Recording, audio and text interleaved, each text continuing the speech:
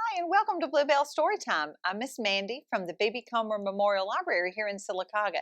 Today I've got a couple of books about trains, so we're going to read some books about trains and sing a song too.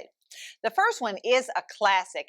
If you've never heard this is a wonderful story, one of my favorites. It's been around a long time.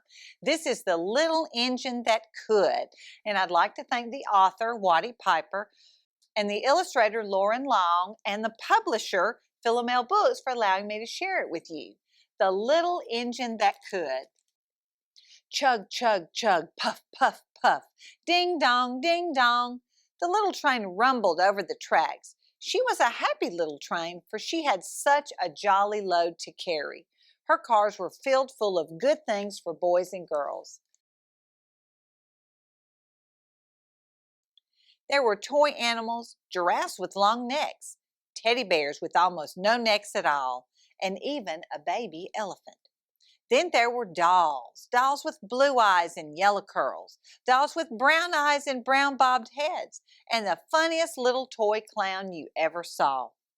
And there were cars full of toy engines, airplanes, tops, jackknives, picture puzzles, books, and every kind of thing boys or girls could want.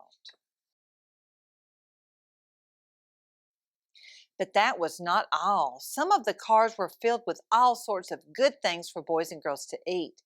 Big golden oranges, red-cheeked apples, bottles of creamy milk for their breakfast, fresh spinach for their dinners, peppermint drops, and lollipops for after-meal treats. The little train was carrying all these wonderful things to the good little boys and girls on the other side of the mountain. She puffed along merrily. Then all of a sudden she stopped with a jerk. She simply could not go another inch.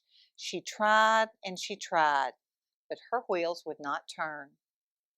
What were all those good little boys and girls on the other side of the mountain going to do without the wonderful toys to play with and the good food to eat? "Here comes a shiny new engine," said the funny little clown who jumped out of the train. "Let us ask him to help us." So all the dolls and toys cried out together, "Please, shiny new engine, won't you please pull our train over the mountain?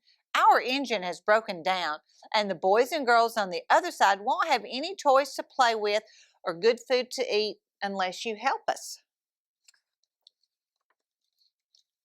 But the shiny new engine snorted, "I pull you. I am a passenger engine. I have just carried a fine big train over the mountain with more cars than you ever dreamed of. My train had sleeping cars with comfortable berths, a dining car where waiters bring whatever hungry people want to eat, and parlor cars in which people sit in soft armchairs and look out of the big plate glass windows. I pull the likes of you? Indeed not." And off he steamed to the roundhouse where engines live when they are not busy. How sad the little train and all the dolls and toys felt.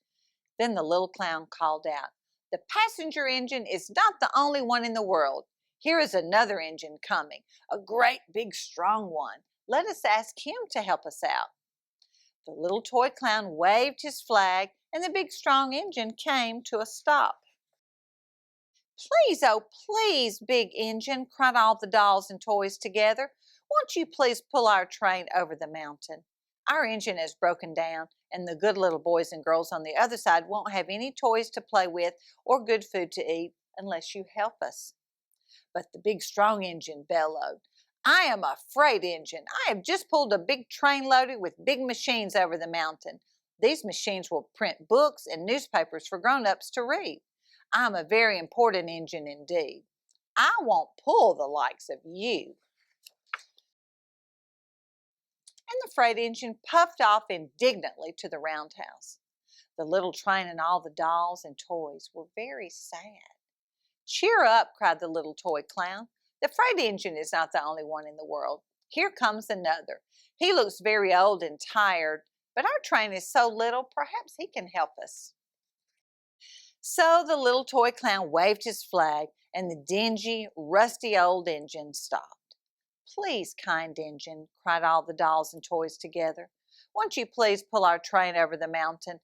Our engine is broken down, and the boys and girls on the other side won't have any toys to play with or good food to eat unless you help us." But the rusty old engine sighed. "I am so tired. I must rest my weary wheels. I cannot pull even so little a train as yours over the mountain. I cannot, I cannot, I cannot."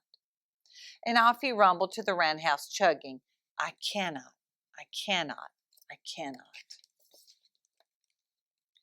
Then, indeed, the little train was very, very sad, and the dolls and toys were ready to cry. But the little clown called out, "Here is another engine coming, a little blue engine, a very little one. Maybe she will help us." The very little engine came chugging merrily along. When she saw the toy clown's flag, she stopped quickly. "What is the matter, my friend?" she asked kindly.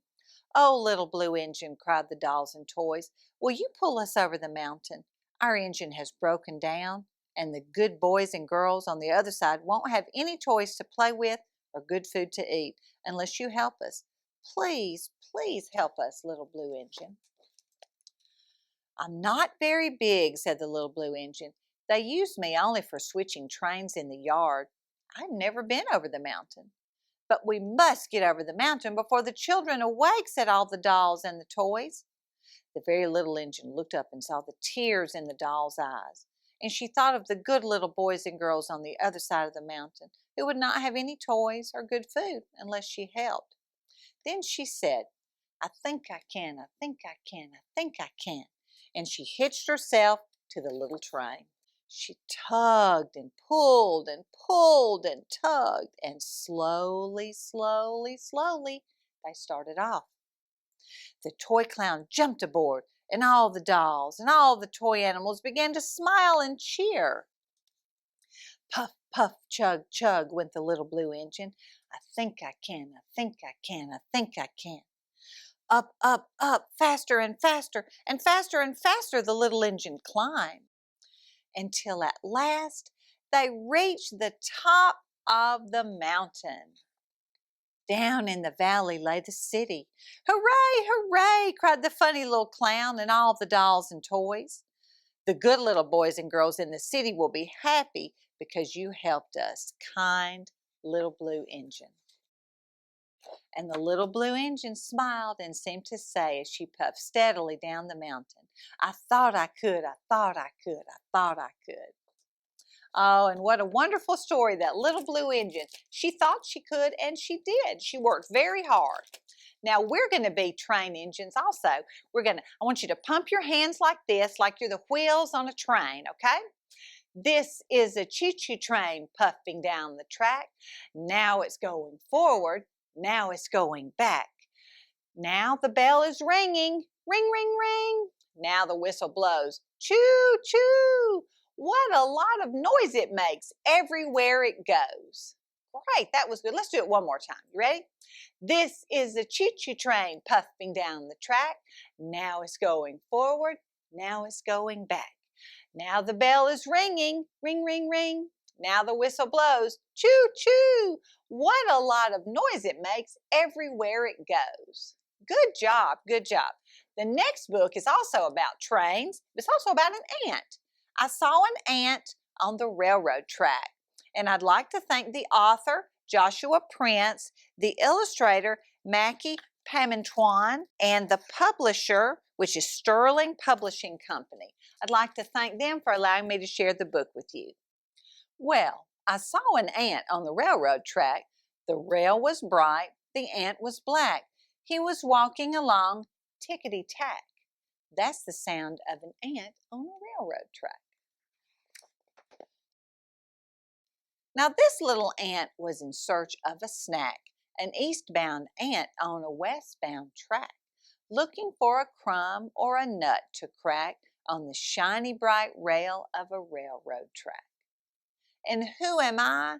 I'm Switchman Jack, just working my shift in the switchman's shack. I switch the trains from track to track as east goes west and forth goes back. I just settled down with my brown lunch sack. napkin spread, lunch unpacked, when I spied that ant on the railroad track. Hungry, hunting, tickety-tack. Now an eastbound ant will run right smack into a westbound train on a westbound track. If the switchman working the switchman's shack doesn't switch that ant to a different track. Just then a sound, I was taken aback. My ears filled not with tickety-tack, but a clear as crystal clickety-clack. That's the sound of a train coming down the track.